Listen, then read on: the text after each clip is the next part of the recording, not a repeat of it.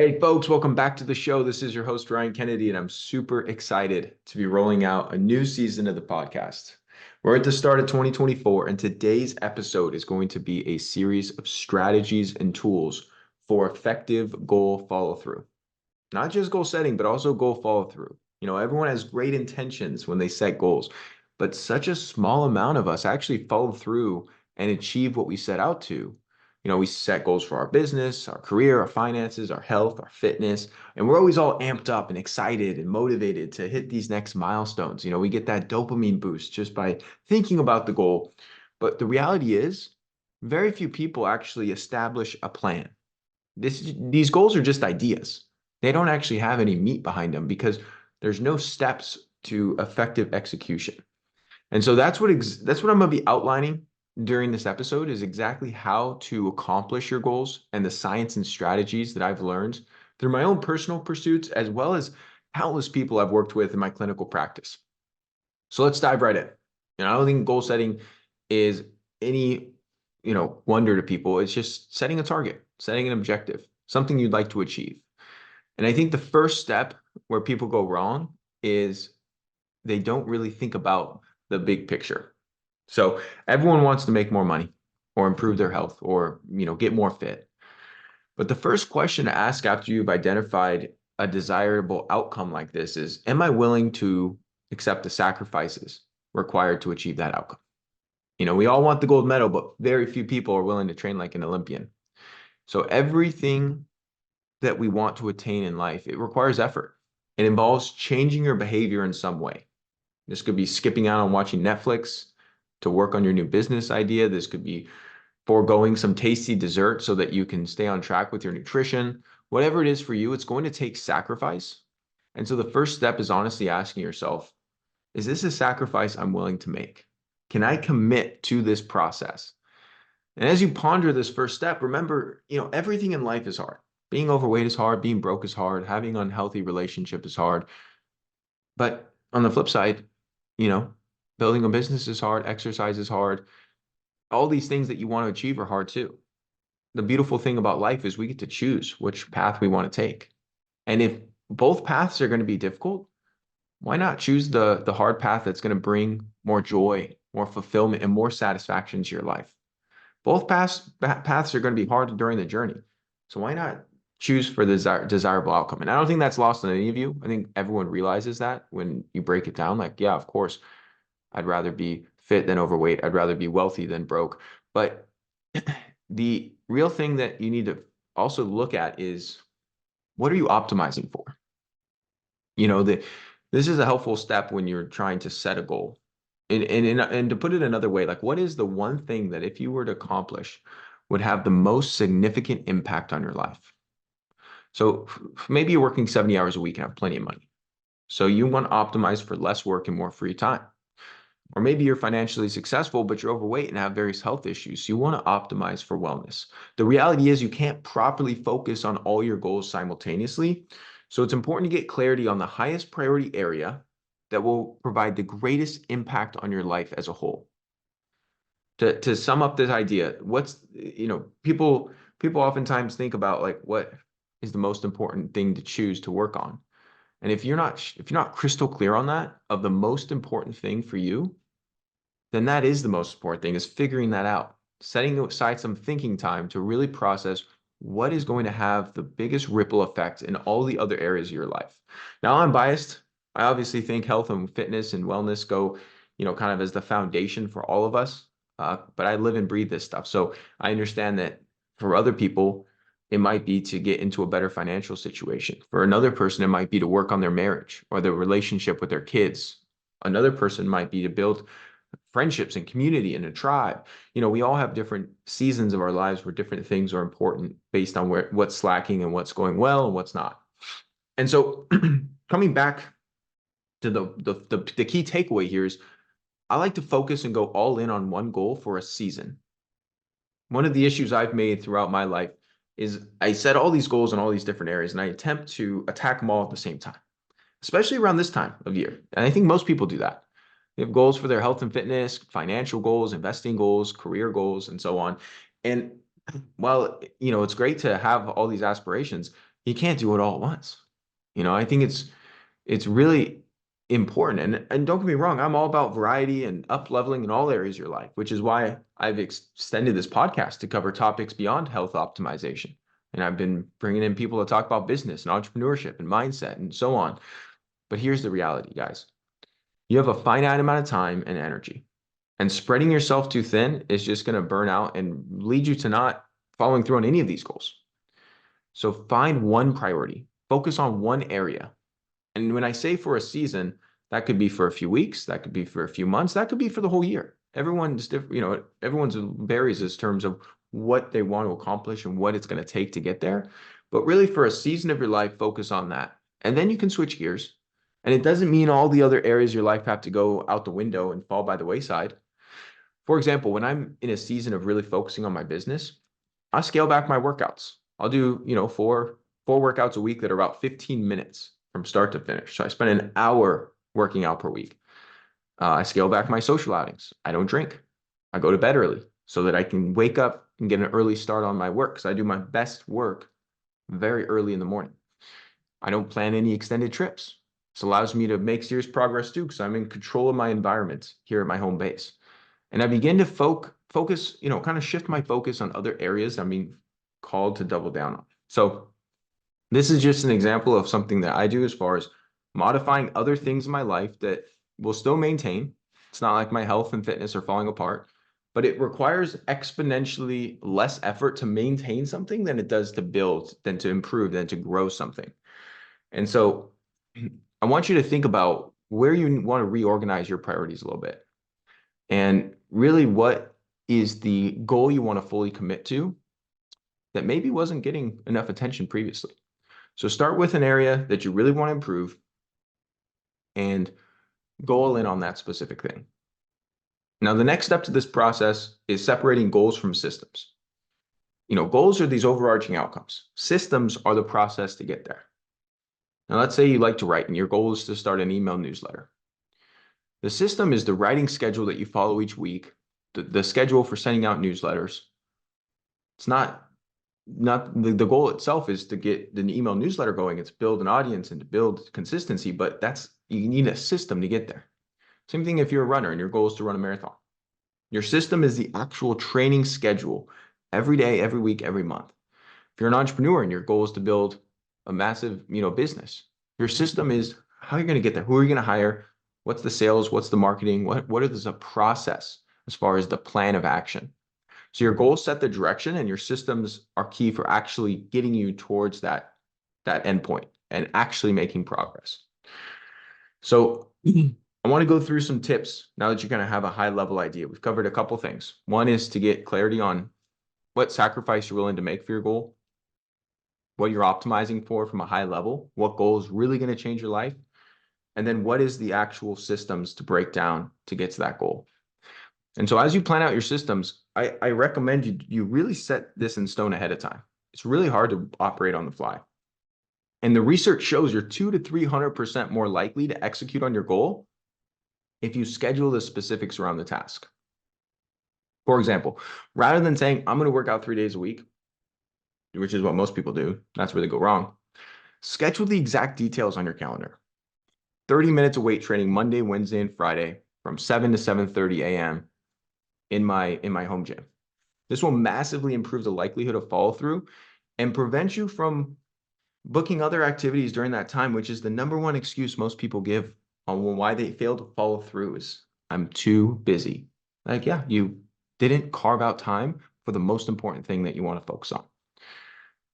And this is exactly what I do with people I work with one-on-one. I help them really map out their day, map out when they're going to do what, their meal timing, when they're going to prep, when they're going to be prioritizing the steps, the simple actions that are going to result in their big picture goal of losing weight or fixing their sleep or having more energy or whatever it is. And psychologists call these specific plans implementation intentions, because they state when, where, and how you intend to implement a particular behavior. And this strategy pairs very well with habit stacking, guys, where you insert a new behavior right before or right after a thing that you already do. For example, let's say you want to drink more water. You can say, right before I have my morning coffee, I'm going to drink this 16 ounces of water. You already have your coffee every day. So just implementing it on the front end of that is going to make that a lot easier. Or maybe you want to get more steps. Maybe you want to lose some body fat and improve your metabolic health. You might say, right after dinner, I'm going to go for a 10-minute walk. So as soon as you finish eating, head out the door, you go for a walk. Find things you're already doing every day without a second thought, and then insert this new activity right before, right after, to stack the habit alongside to help you, help trigger you to take action. There's a million examples of this. So that's something I find really useful, especially as you're trying to implement something new that you're not used to doing. Next thing I would say is set up your environment for success. We really make our choices based on what's around us, our surroundings. So if you have a goal to lose weight, don't keep junk food in your kitchen. Don't keep a bunch of alcohol in your fridge. Instead, have some Zevias or some non-alcoholic alternatives and have healthy snacks like some meat sticks or protein bars, beef jerky, whatever it is. And don't get me wrong, you could get in your car, drive to the store, go buy a beer, go buy some chips and junk food, but odds are you're going to stick with the options that you have immediately in front of you. That's the reality of this, guys. And for this reason, I always teach people to have discipline when you're shopping, because once it's in the house, all bets are off. Like you're very likely to consume it. You don't have, most of us at least, don't have ungodly willpower. So if you can exert the discipline and willpower to just not bring it into the home, not buy it whatsoever, it's going to massively reduce your likelihood of indulging on foods that are not good for you. And if your goal is to meditate in the morning, don't have your phone in your hand, nearby where you sleep, because it's just going to be too tempting to check social media and check emails. Another thing that you can add, so I'm talking about things you could remove from your environment. You can also add things to your environment. So if you're wanting to do more exercise, you could keep some dumbbells or a kettlebell in your living room or in your office so that you can crank it out, but opposed to having to go drive all the way to the gym.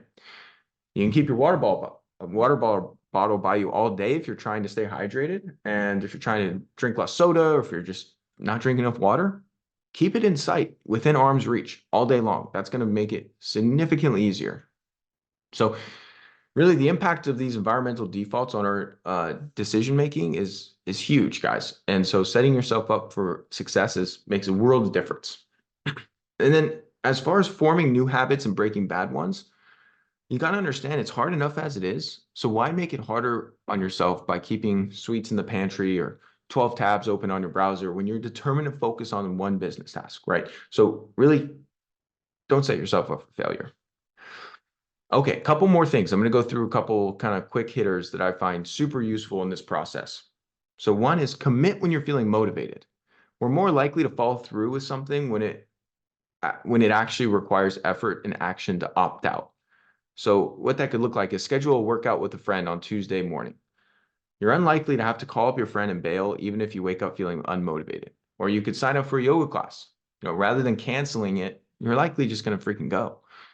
Sign yourself up to take action when you're in a good headspace, because then when the moment comes, you've already committed. And even if you don't feel like going, you're probably going to have a higher likelihood of going. You can also measure your progress. So one of the most motivating things when pursuing a goal is evidence of progress. When you see that you've lost 10 pounds and your pants are fitting looser, you're more inspired to continue.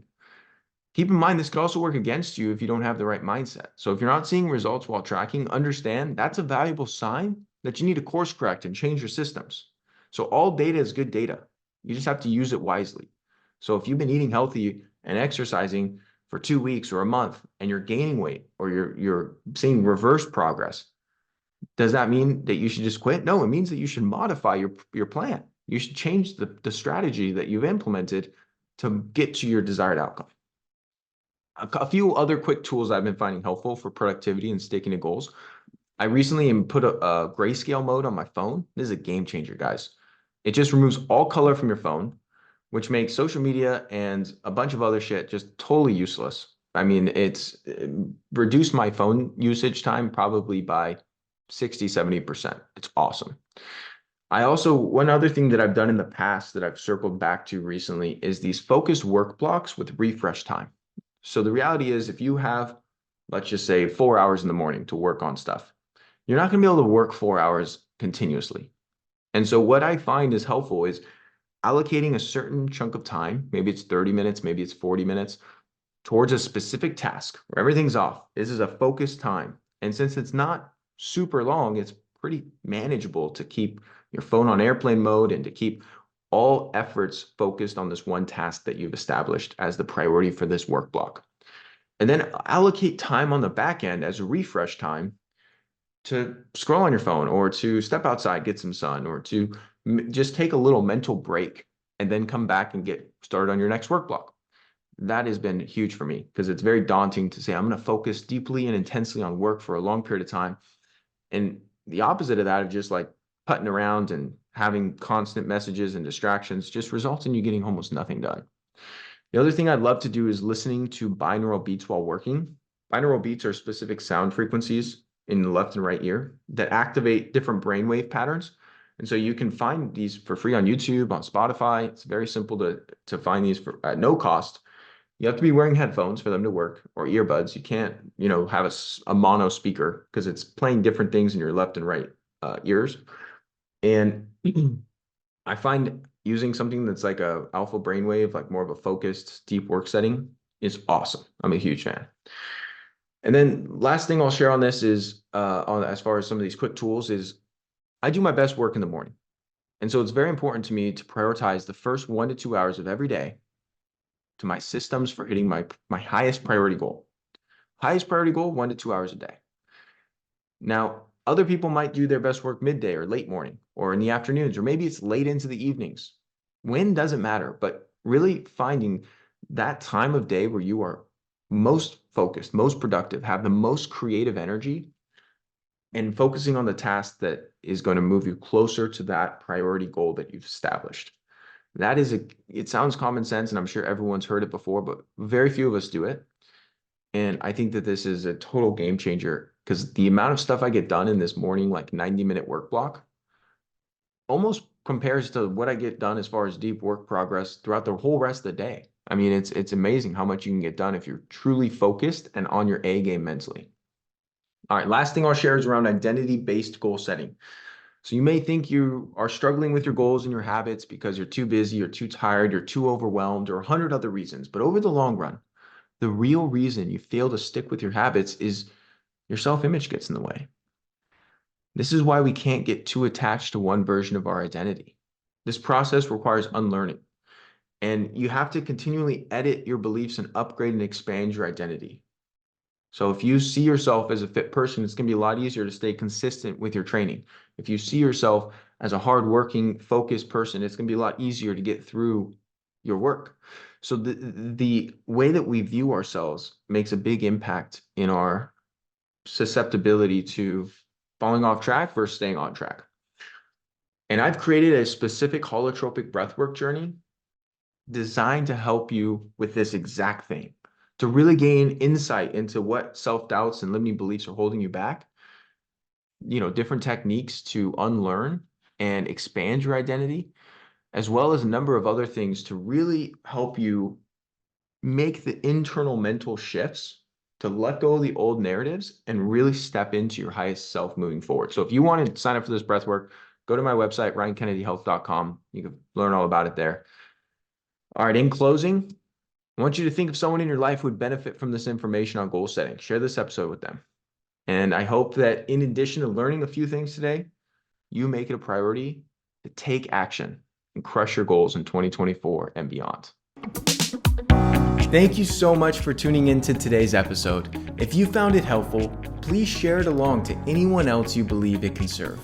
You can submit your own question to be answered on the show by going to ryankennedyhealth.com/podcast. Be sure to subscribe and leave a review for the show. Your feedback helps to support me on my mission to positively impact as many people as possible with this information. Please note, the information depicted in this episode is purely for informational purposes only. Please consult your healthcare professional before making any changes to your lifestyle or routine.